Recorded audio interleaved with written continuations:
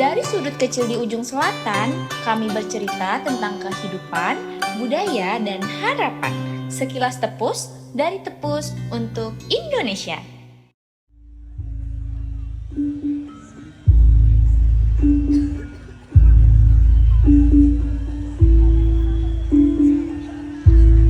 Ono Coroko aksara Jawi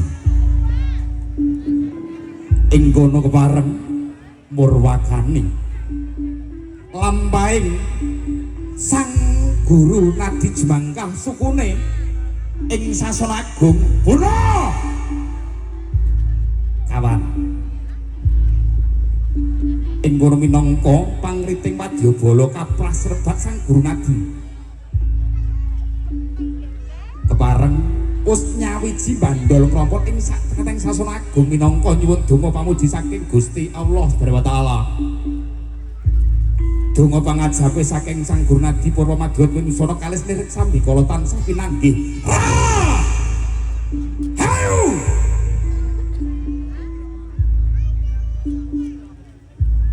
Sang Guru Nadi kanthi lenggah satata kedaing trapsira tatngan Sasana Agung ing kono sigra kanthi nyandak dupa arum kaprasrebat dipokawi.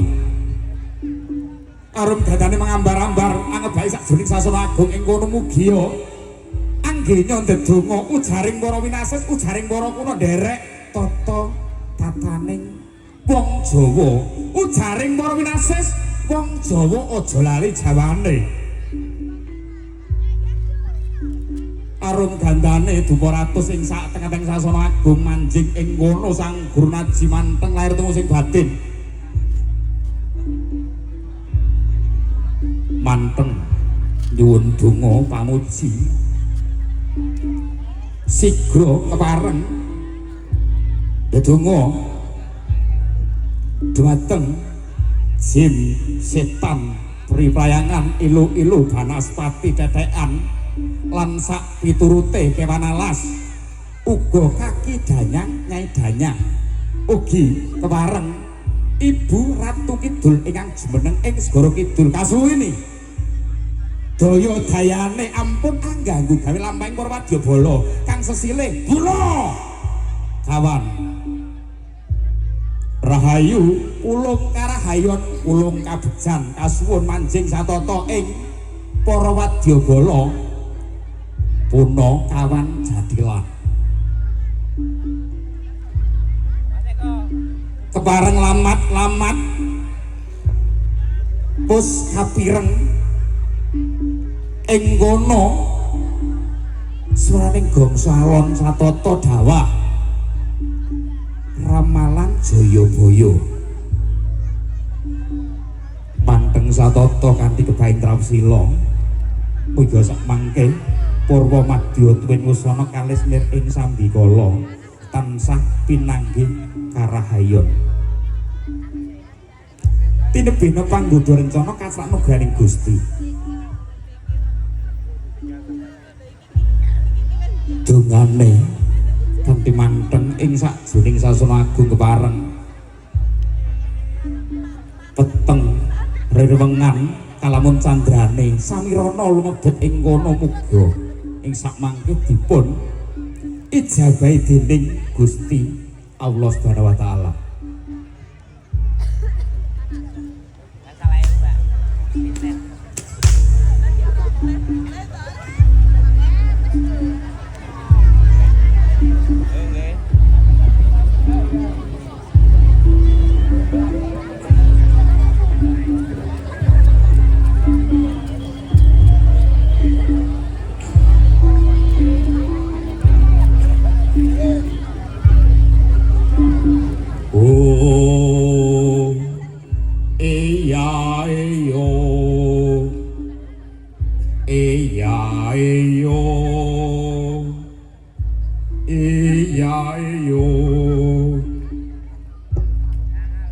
Bumine wis saya anget bumine saya mengkeret gunung-gunung padha mledhos manungsa sami kuwatos pulo Jawa kelem samudra Pulo Jawa kalungan wesi ayo padha ndang elinga marang Gusti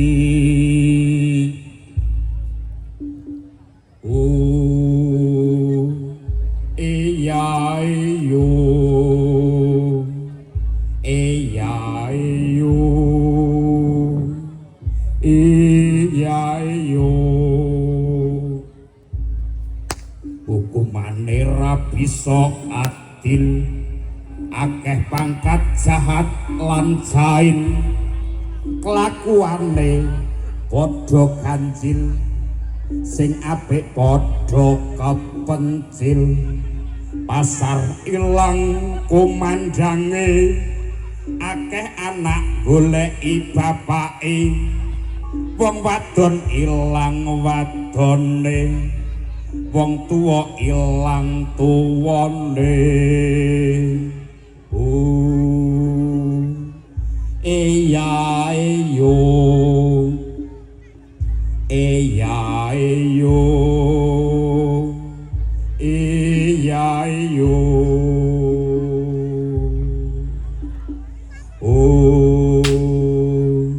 iya yo iya yo iya yo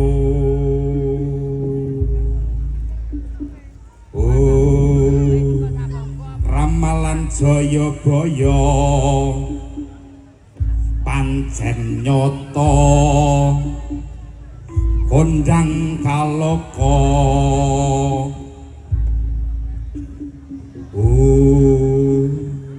bumine wis tuwa kudu eling lan waspada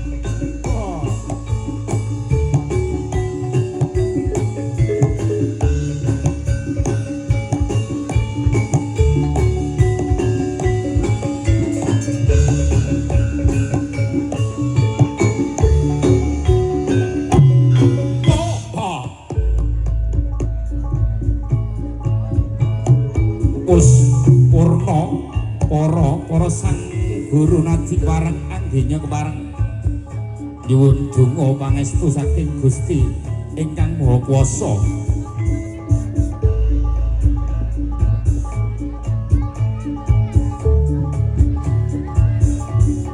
Ing kono sapurnane sang guru nadi wareng ngancik seri kapras rebat babak kaping sepisan. Para-para prajurit putri kang mijil saking Kuna Kawan Jatilan semangga Purwakani Hamiwiti anggenya kemareng beksa caos panglipur. Lah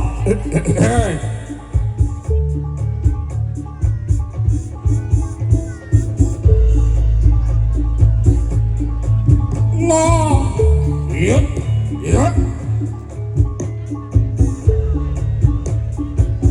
Nyos, lok.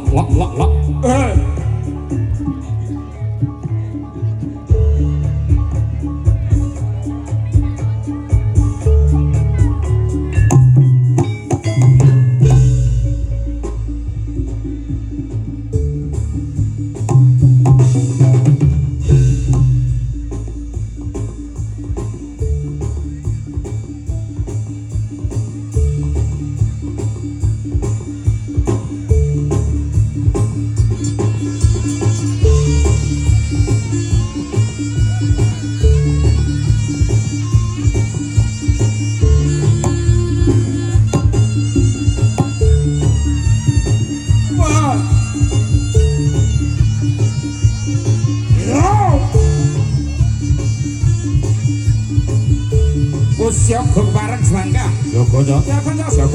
Siapa?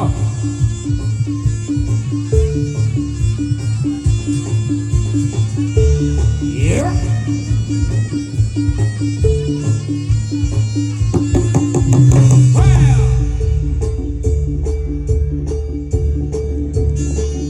Os. Lok,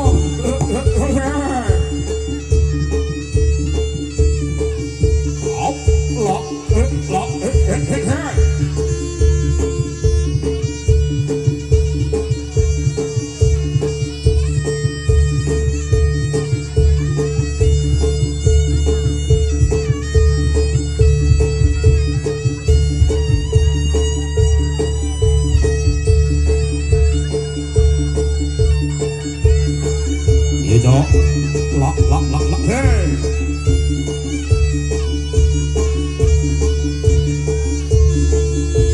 Patio, follow.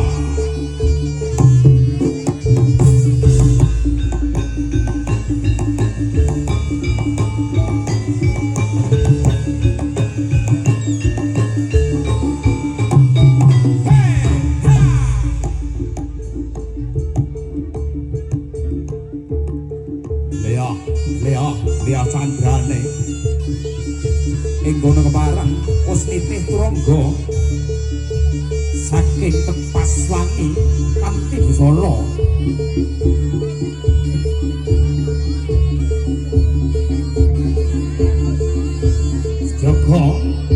jaga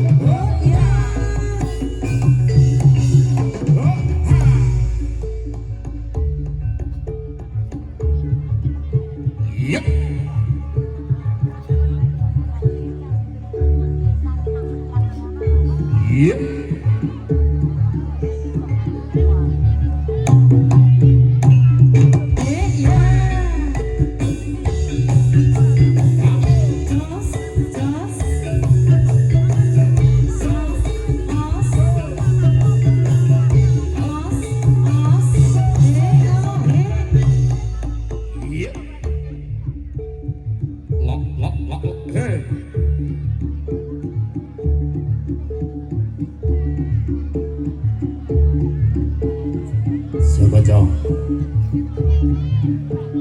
Alon Satoto. Alon Satoto. Alon.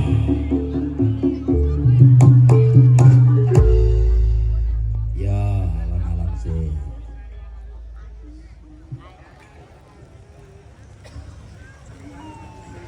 Jalan-jalan ke Simpang Lima. Jalan ke Simpang Lima. Simpang Lima kota Semarang. Simpang Lima kota Semarang. Lebaran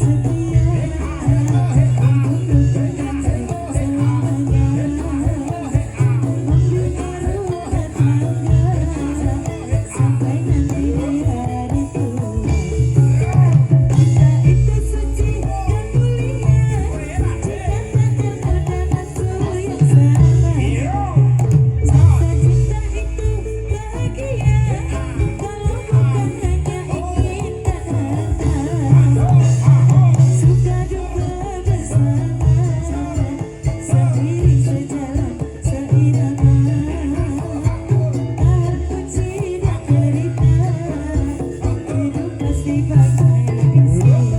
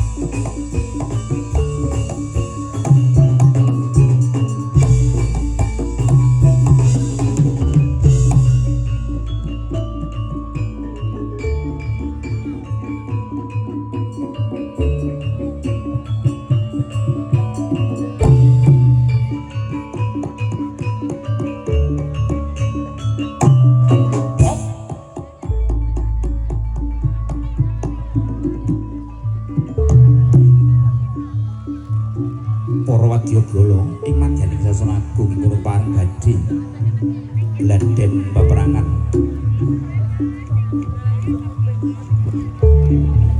Wis nyawiji kepareng. Siaga aneter katigayane gladhen ing candrane pindha ing Taman Sari.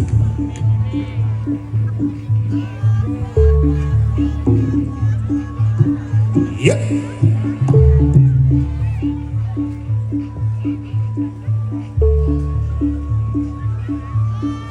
Kanca padha sing prayitna, kanca padha siaga. Nyawiji.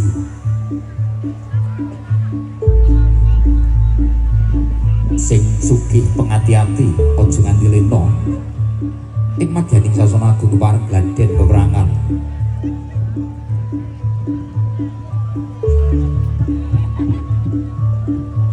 Siaga Wadyabala siaga.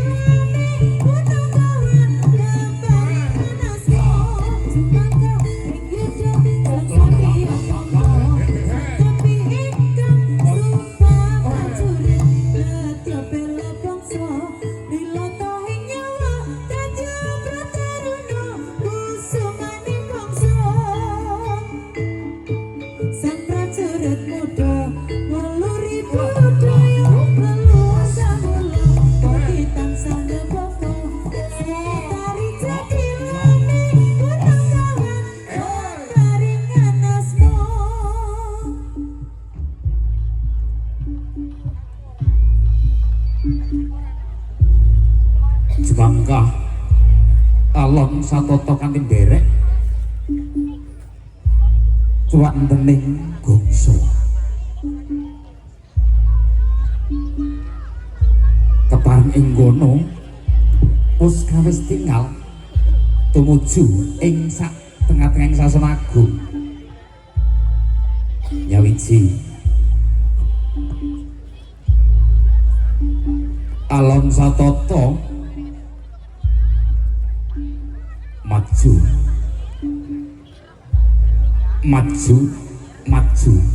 ing sak tengah-tengahing sasana.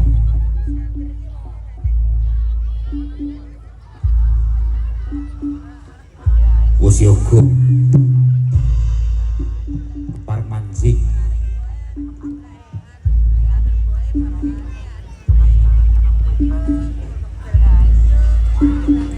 kepareng para-para putri kang asale saka para prajurit Jatilan Puno Kawan ingkang wijil saking bumi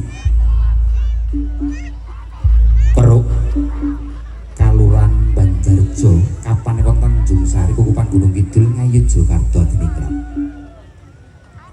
kapimpin Kang Mas Anto Prakoso ugi singgoyong Mas Darto Ganjil ing kono wis nyawiji bandol mrompol kepareng badhe nyadong rawuhe roh ingkang boten kawis tinggal kepareng ing kono kasuwun sumusup manjing ing jasate para-para prajurit putri Puno Kawan sak sampunipun angginya kepareng beksa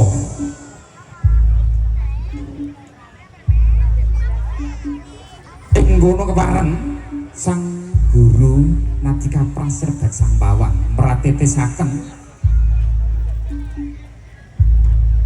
dhumateng para putri-putri saderengipun kepareng dipun angslupi tumurun ing badan aluse para prajurit kepareng ing kono siaga nyadong pandonga pangajape ingkang angslup sumusup ing kono sak mengkone kasuwun tansah boten damel rubeda sambikala dongane nuwuhake rahayu rahayu rahayu ngantos purnane para-para pareng angginya kepareng beksa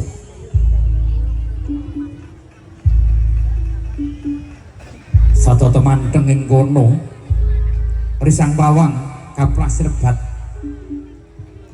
Kang Mas Bodong tenanan ora iki Mas Bodong engko kleru mantrane jebul urung apa-apa ndak wis majas tenan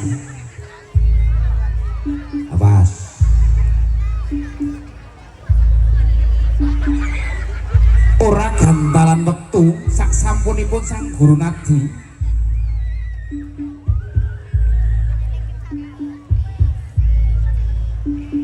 nyuwun donga pamuji saha pangucap lair tumusing batin kepareng sumusup ing kono amsluk padaning sasana kepareng kanca siaga kanca siaga siaga siaga iya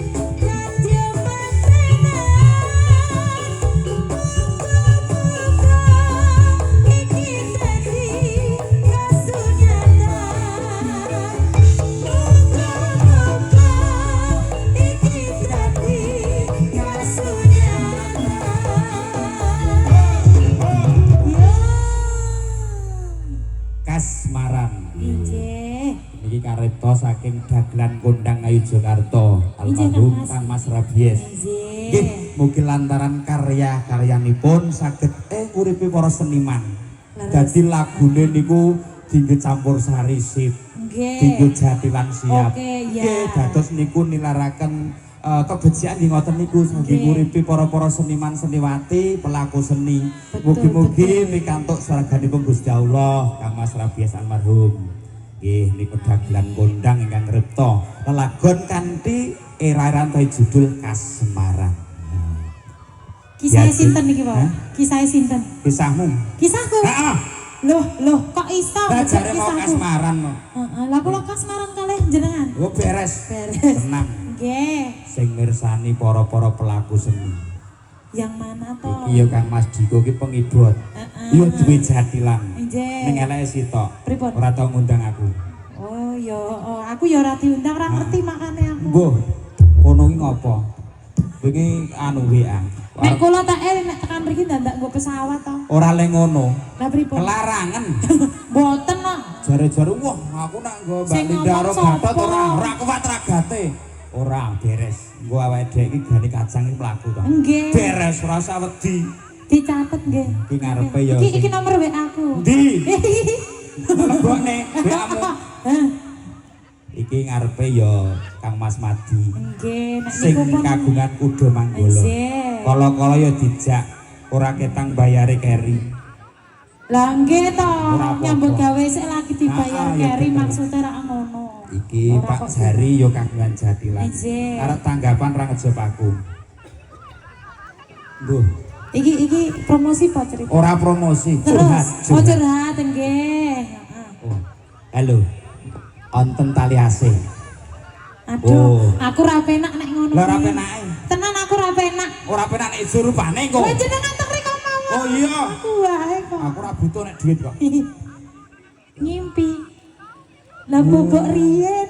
Dan ngajak bubuk. Lah ya amene kok ngejak ngimpi akeh bobok riyen. Siap. Langsung dikasih aja Mas. Engko ndak aku selak lali. Ya. Iki kudu nderek anu paugerane dosene bengi iki.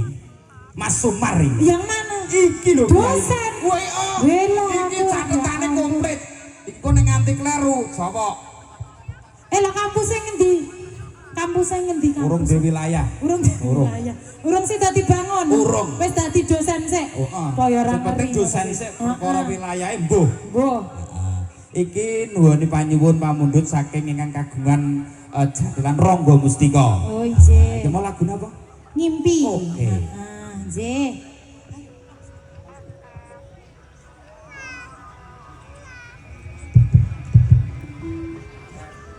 Ngambara ing ngawang-ngawang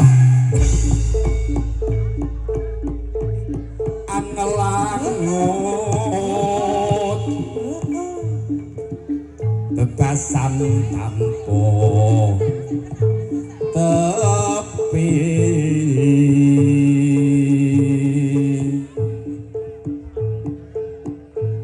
marang pasir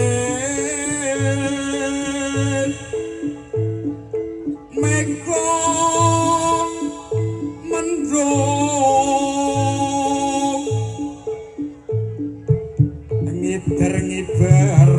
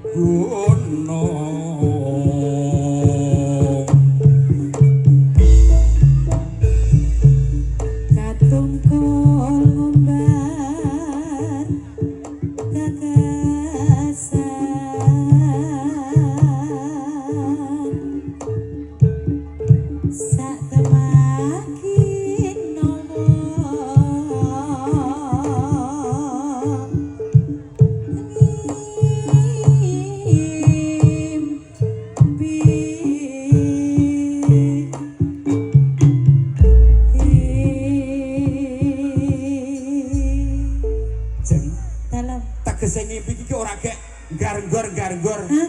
Iki ki lelagon. Lah kula direquest kan ngimpi yo. Heeh, iki mau 50.000. Ayo tak turu. Matur sewu sembah nuwun. Nek Izin. lagune tambah ora? Iki mung bawa tok terus lagune. Oh iya. Kula namung diajari lho niki. Aja ngono kuwi sing aku ndak niru. Heeh. Ya iki gegojekan aja. Nggih, yo Mas dosen Sumar.